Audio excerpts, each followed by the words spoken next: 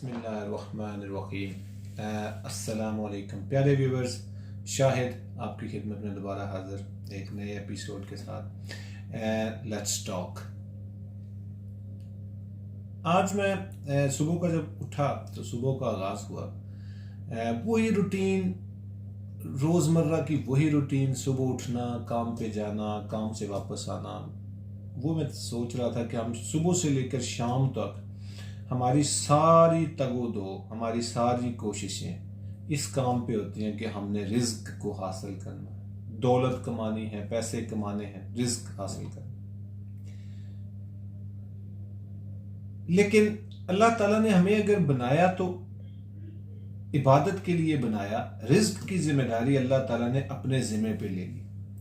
लेकिन इंसान कितना बेवकूफ़ है कि हम सुबह उठते हैं और शाम तक यही सोचते रहते हैं कि पैसा कहाँ से हमने कमाना है, कितना कमाना है, किस तादाद में, किस तरह ज़्यादा कमाया जा सकता है, किस तरह हम अपने पैसे की जो मिकदार है इनकम की वो बढ़ा दें।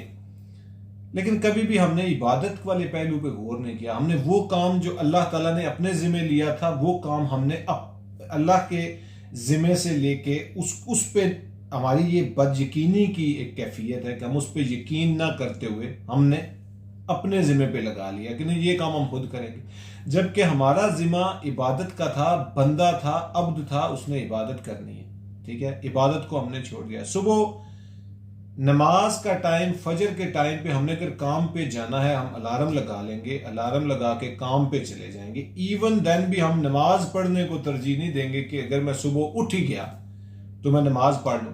लेकिन हम अल्लाह ताला के लिए सुबह नहीं उठेंगे। अगर संडे का दिन है या जुमे के दिन अगर छुट्टी होती है तो हम उठना भी बिल्कुल उसको हमें गवारा नहीं है। लेकिन फिर भी अल्लाह ताला की ये खास करम नवाजी है, ये अल्लाह ताला के रब होने का सबूत है कि वो रिज्क हम तक पहुंच जाता है, हमें रिज्क मिल जाता है। लेकिन रिज्क जो हमारी तकदीर में लिखा होता है वो हमें मिल ही जाना होता है। लेकिन मसला सिर्फ इतना है कि जो हमारा अल्लाह ताला के ऊपर तवक्कल नहीं। तो सुबह से लेकर शाम तक एक ही सोच हर इंसान के दिमाग में चलती रहती है कि रिज्क को बस बढ़ाना है, जबकि हमें चाहिए कि इबादत पे जोर दें अल्लाह ताला की, जो अल्लाह ताला ने हमारी जिम्मेदारी लगाई और जिसका हमसे आगे सवाल होना। बाकी रिज्क तो अल्लाह ताला ने देना है, वो जो मुकद्दर में लिखा होगा वो मिल जाएगा।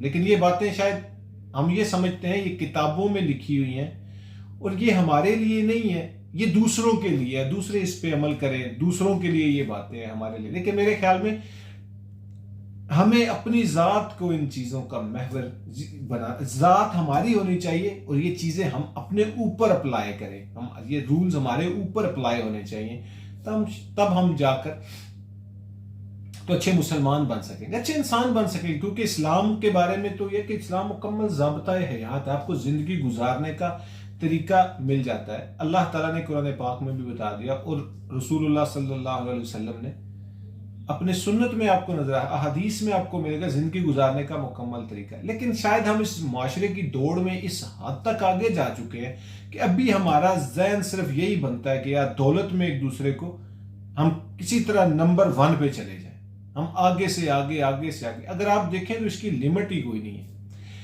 अगर आप मैथ पे ही आ जाएंगे तो आपको लिमिट नजर नहीं आएगी, आप थक जाएंगे लेकिन आप उसके एंड तक नहीं पहुंच पाएंगे।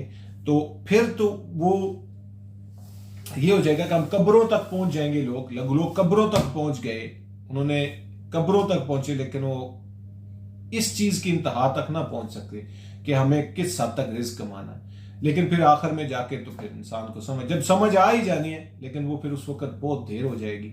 तो बेहतर ये है कि जो ये वक्त मिला है हम इसको प्रॉपरली अल्लाह ताला के बताए हुए अहकामात के मुताबिक यूटिलाइज करें और अपनी ज़िंदगी को बेहतर बनाएं। आप पुरसुकून रहेंगे इंशाल्लाह। आपको हर तरह के अल्लाह ताला मुश्किलों से महफूज रखें और हर तरह की आसानियाँ आपकी ज़िंदगी में अल्लाह आपको अता करे।